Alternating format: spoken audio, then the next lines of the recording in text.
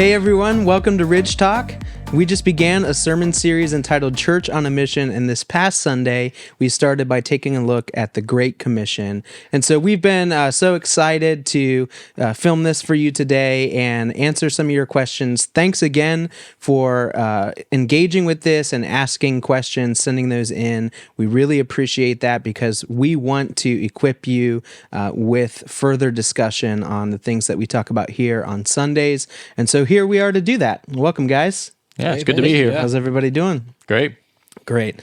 So listen, we looked at the Great Commission, kind of introduced that. Daniel, as you said, it's bridging the gap between our Matthew series and this Church on a Mission series. Yep. It's taking Matthew 28, where Jesus is giving some final instructions in person to his disciples, and we have since labeled that as the Great Commission.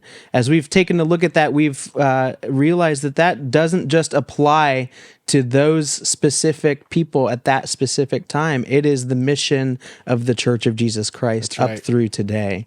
And so I want to start today by reading through some of our questions and answering some of those, and then later on we'll get to a discussion time about a broader theme that kind of emerged through all of this. So you guys ready to go? Yeah, I'm excited. Yep. All right, so the first question that we received was this: what are some practical examples of ways to live with intentionality in relation to today's sermon relating to the Great Commission? It's a great question. So as I was kind of thinking through that question, the first thing that I thought of was awareness. I just don't know that everyone is aware that like this is something they need to be thinking about on a regular basis. That I am supposed to be living with purpose with regard to people in my life and helping them draw near to Jesus, even people who don't know Jesus. So I think just having that awareness and like waking up and thinking about it is a big deal. One point of awareness for me, there was one point in the not so distant past when a month had gone by and I realized I have only been in the office or at home for a whole month. I have not done anything else or been around anyone else. And so one of the things that I did to try to be more intentional about getting out of that bubble was I'll work one day a week or one afternoon a week at the Joe here in Fairmont. And I've started trying to build relationships with people and get to know names and stuff like that. So I think awareness of like that there is something you're supposed to be doing and that it might mean interrupting your normal schedule or the normal flow of things. So I think that's the second thing is you have to build it into your schedule. That's one of the things I kind of talked about, but I like I said, it was very nebulous. I didn't give specifics on it, but I think it does take some courageous decisions about how do you organize your life? How do you arrange your schedule? And my thought is if there's no time in your schedule to be intentional with another person, then build it into your schedule. Like just decide I'm going to pick Tuesday at 8 a.m. or Thursday at 2 p.m. or whatever it is. I'm going to try to schedule a regular time with this other person, and I'm just going to talk to him about Jesus. That stuff doesn't happen by accident. It takes intentionality and being thoughtful about how you plan your schedule. Those are a couple of examples. Yeah, I think I think the message on Sunday morning was really good. But it was just bridging that gap between everything that we've covered throughout the Gospel of Matthew and getting into Acts 1:8, where Jesus said, "You will be my witnesses in Jerusalem, Judea, Samaria, and to the ends of the earth." And so not to dodge the question, but I think that the next 3 weeks we're probably going to get into some really good practical examples as to, hey, what does this look like when you're going out to Jerusalem, Judea, Samaria, to the ends of the earth? So I think we can probably go to another question because I just don't want to override what I'm going to teach this weekend, what Daniel's going to teach next weekend. More practical examples are coming. Yeah, so whoever sent us that question, make sure you're in church the next and keep asking more questions. That's right. The next question that we received, I think this is a good one. How do you identify a potential disciple? Yeah, that's a really good question. The thing that comes to mind when I think about choosing disciples is just looking at the life and teachings of Jesus. What did Jesus do when he was choosing the disciples? So I read that question and just wanted to go into the Gospels to look this up. And this is from Luke chapter 6, verse 12. This is the NIV. It says, one of those days, Jesus went out to a mountainside to pray, and he spent the entire night praying to God. When the morning came, he called all his disciples to him, and he chose 12 of them, whom he also designated apostles.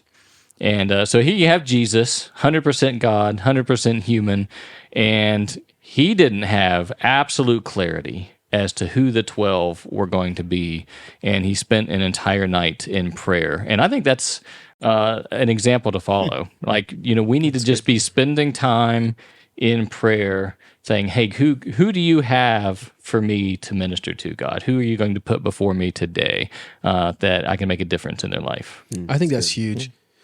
And I think, Justin, another thing that we talked about off camera, you reminded me of Blackaby, Henry Blackaby's work, Experiencing God, where it kind of starts out with the idea of, we'll find out where God is working and go there, right? Go participate with him where he is and where he's moving.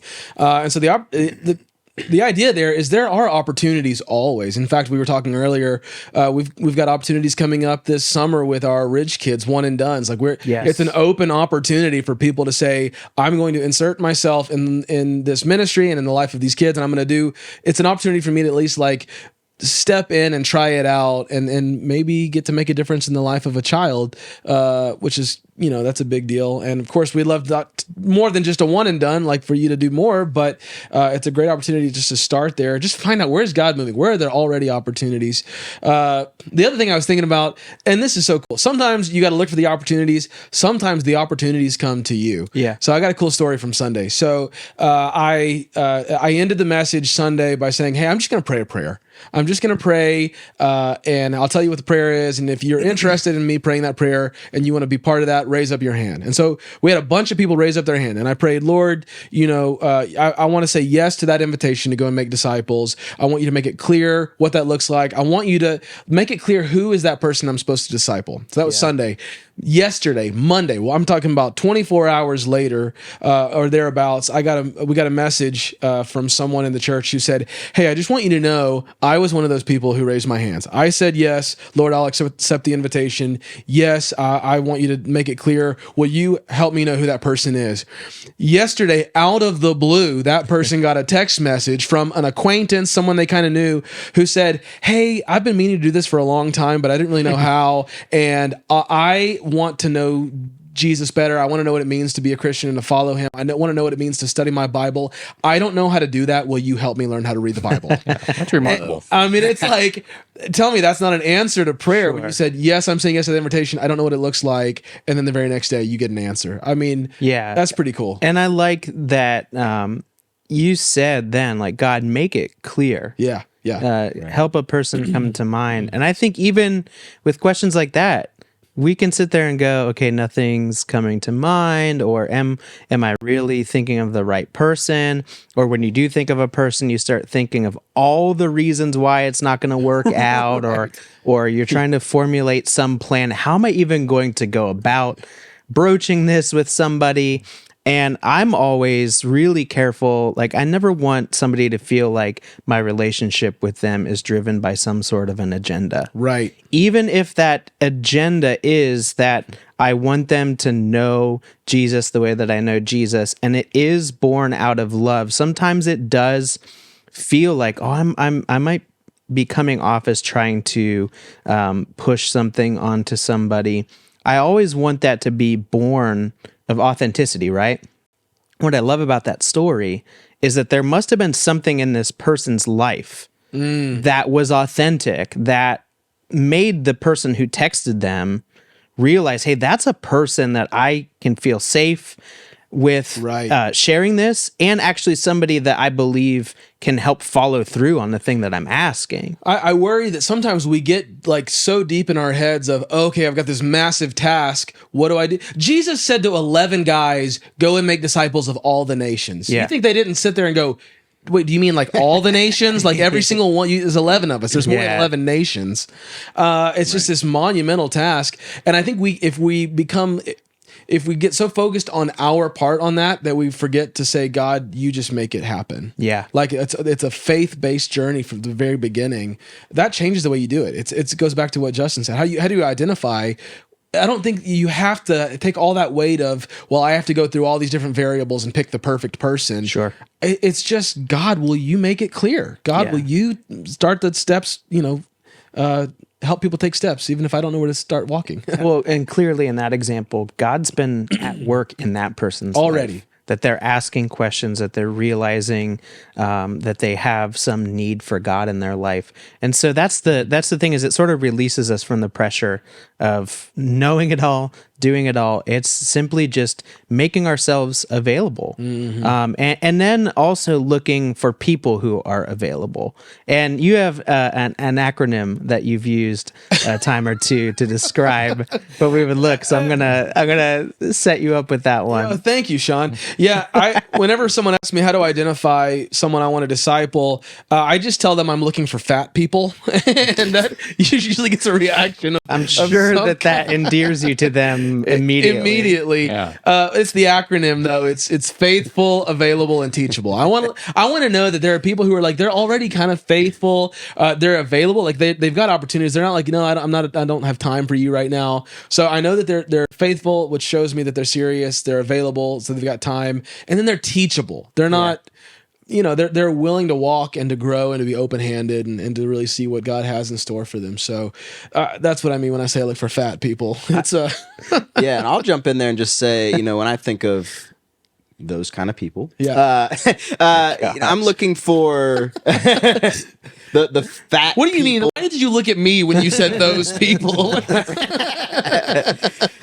I don't know.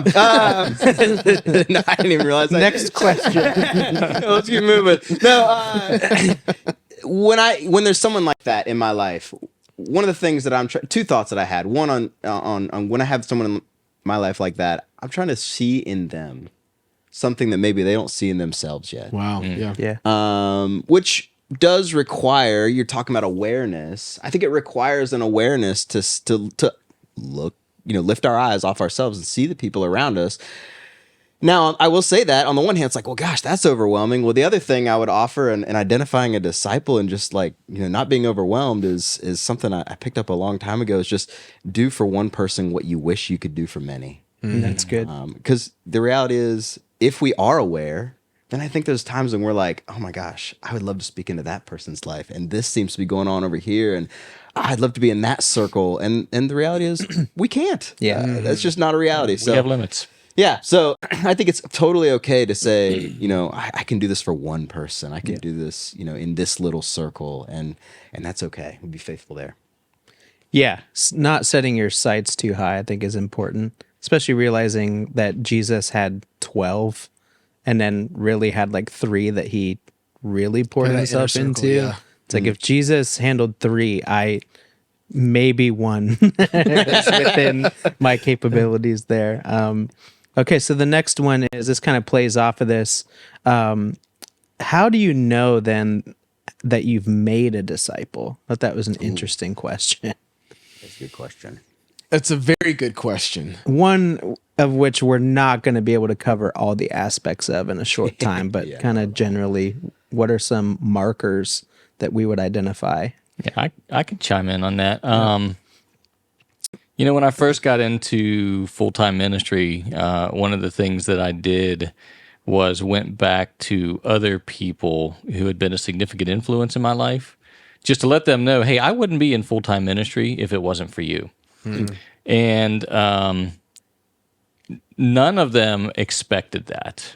None of them really knew that they were mentoring or discipling me at that deep of a level. But they were there for a brief season in my life, and were able to be that influence for that season in my life, and whether that was planting seeds or whatnot. So I just think that we might not know exactly when a disciple has been made, but we get to participate with God in a part of the process. Yeah. So yeah, yeah. That's one of my initial responses to that question is that the aspect of going and making disciples, you might not be with that person for their entire journey, but you're going to be with them for a part of it. That makes me think of, I believe it was in the last episode where we talked about Sabbath, and we touched on the fact that in ministry, one of the hard things about ministry is that you don't often get to see the tangible results of your efforts. I think that's a great example of that.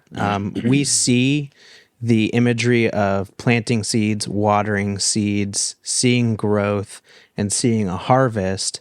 And the reality of that is in ministry, whether it's you're a vocational minister or a Christian just trying to minister to the world around you, I think more often than not, you're doing one of those things. You might be the one planting or watering.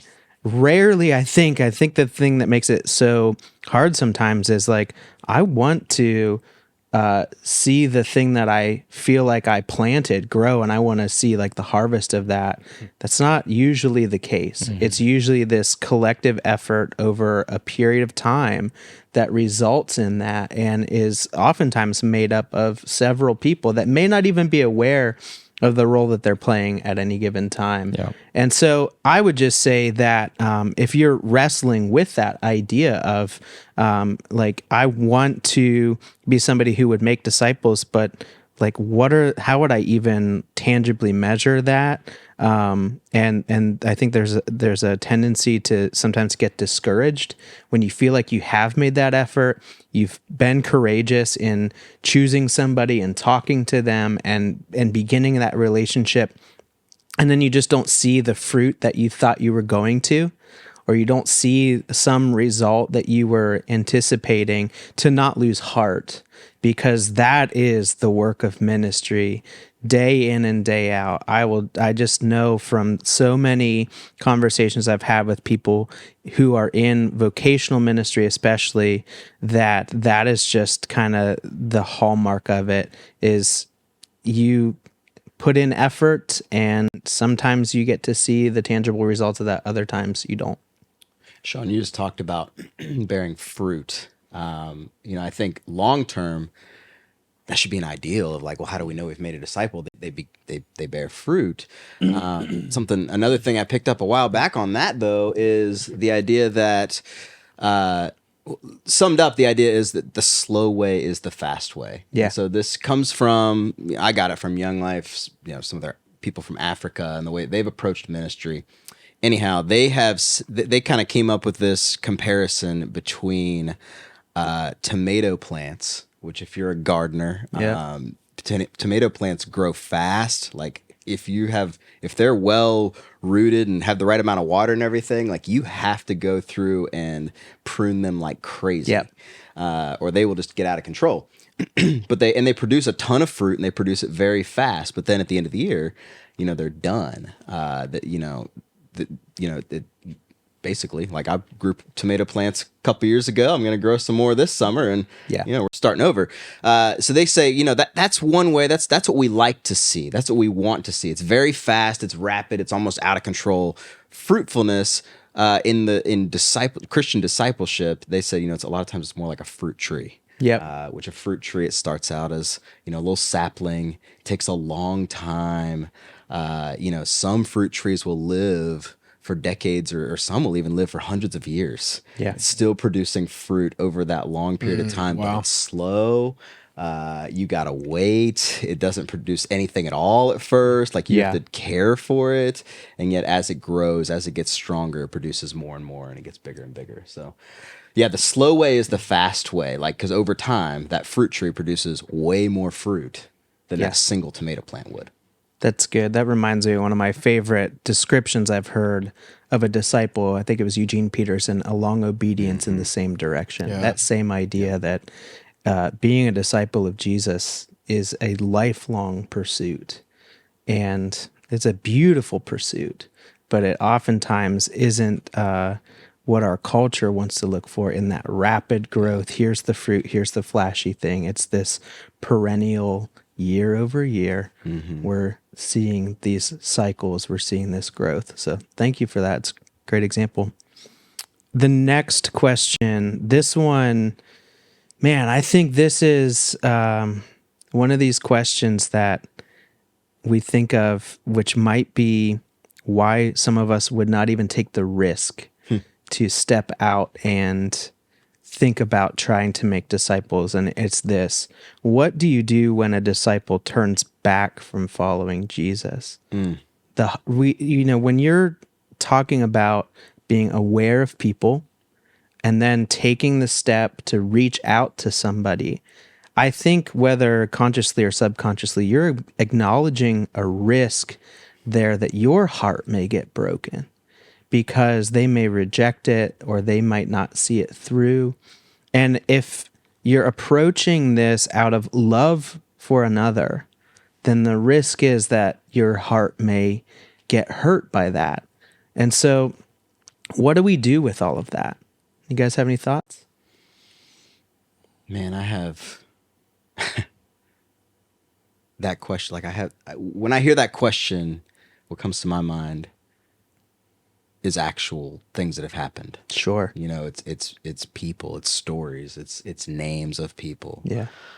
And man, I mean, one of my first responses is I weep for them. Even still, like there's people that have been kind of in my orbit and who I was trying to lead and say, follow me as I follow Christ. And for a time they did, and then have just walked away. And I've still got a list of probably a dozen people who have walked away that I'm like, they're not really in my life right now, but I'm still praying for them. Yeah. And I love them, and I want them to know, the life that they were being invited to, like it's still there. It's still available to them. I don't know. That's my first response to that, because it's people. It's real people. It is.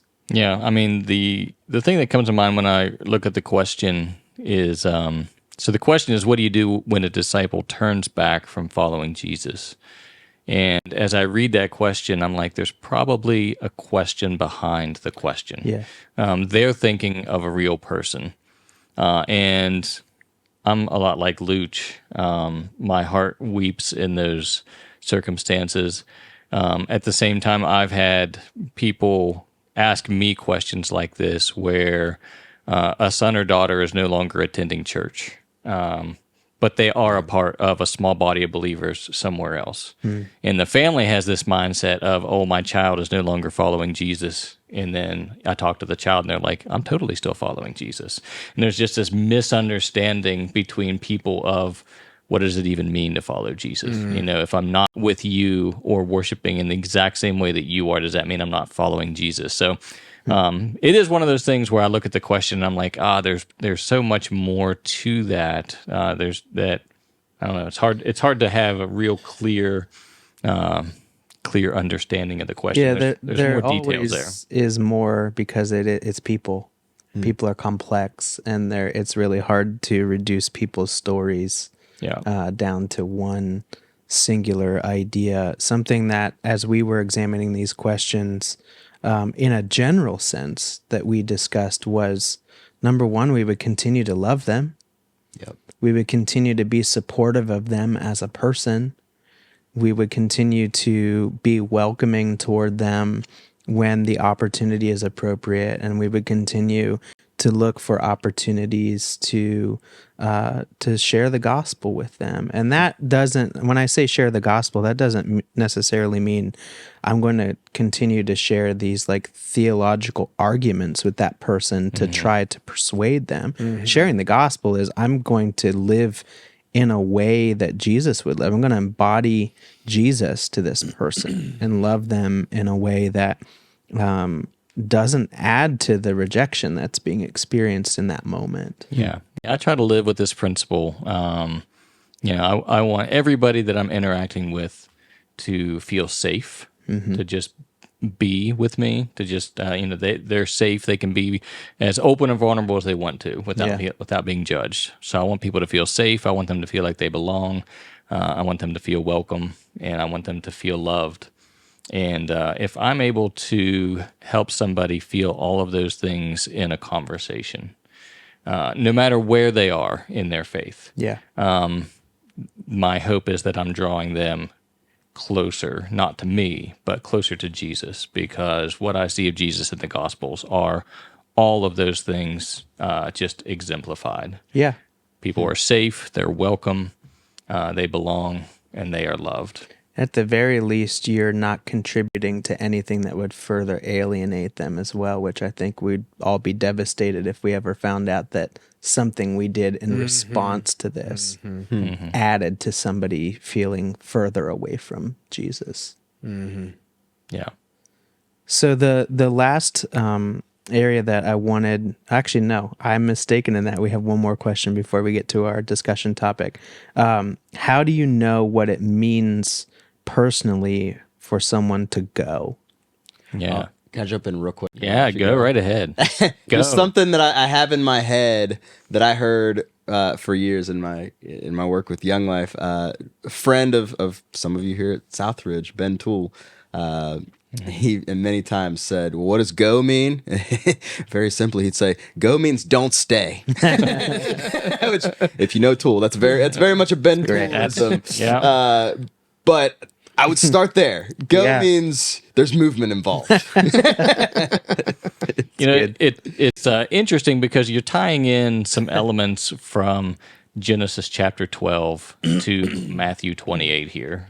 Genesis 12, God comes to Abraham and says, hey, I want you to go. I want you to leave your family, leave your homeland, and go to the land I will show you. God doesn't say, this is where I'm taking you. God doesn't say, this is how long it's going to take you to get there. He said, I just want you to go and trust me, and I'll tell you when you get there. So you have that in Genesis chapter 12. And then you have this in Matthew 28, where Jesus says, go and make disciples. And, this is one of those times, too, when I think the trying to translate an ancient language into modern-day English is really difficult. Go is perhaps a good translation, but perhaps the better meaning is when you go or in your going, make disciples. And that just brings it just brings more to it.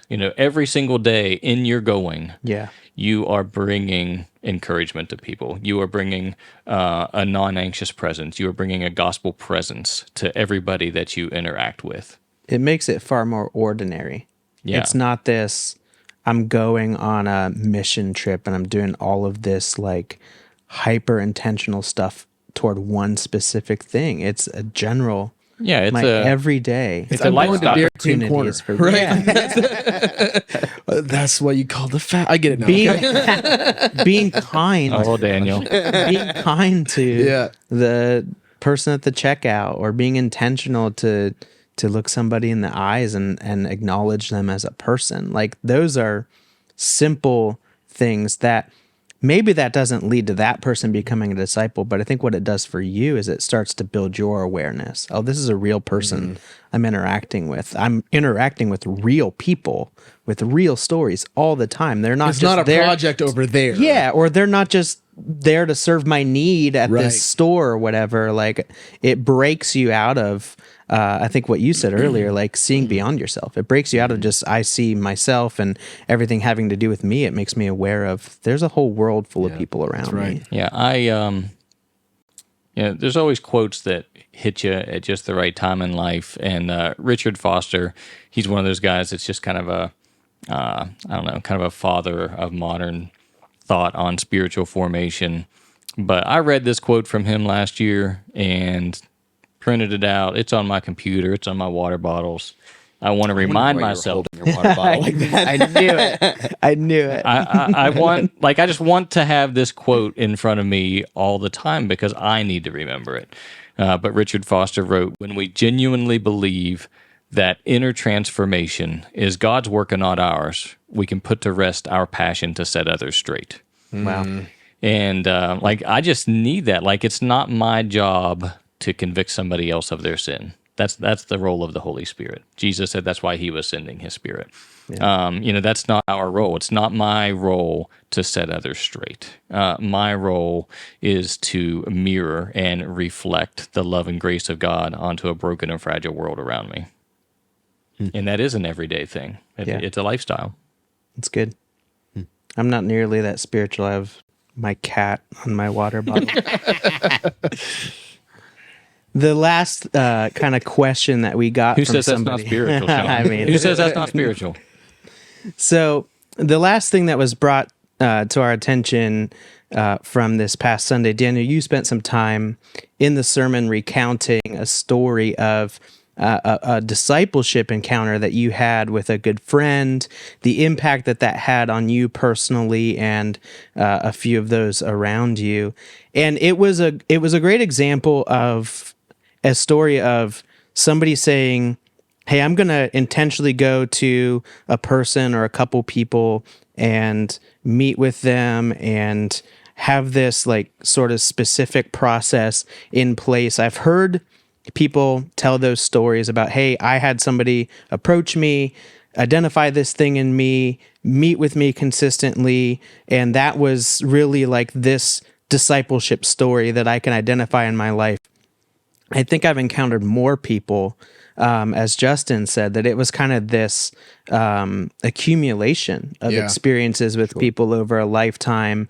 And that certainly, like your story that you shared, is not one that I can identify and go, I had one specific person who did a huge effort like that. My story is more of a collection of, I can tell you different people at different times in my life who aided in my discipleship to Jesus. And so I think it's important. I'd love to hear, actually this person would asked us to share a couple stories, but because I think it is important for us to hear, it doesn't always look the same. It doesn't have to be some prescriptive thing of here's exactly how you do discipleship and it looks exactly like this, because it's probably slightly different for each of us. So do one of you guys, we heard from yours. If you want to hear Daniel's, we encourage you to go back and listen to this past week's message. But Luch or Justin, do you guys have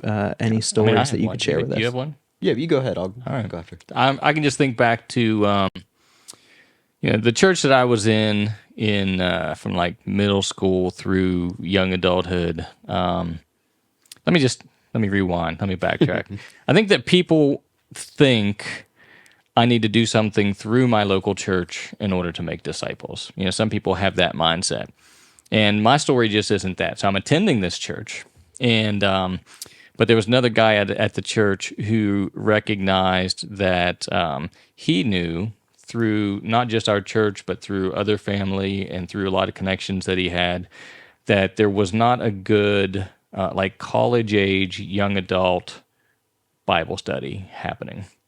So he just started having one. Not announced at the church, not announced anywhere. It was just kind of a by invitation event.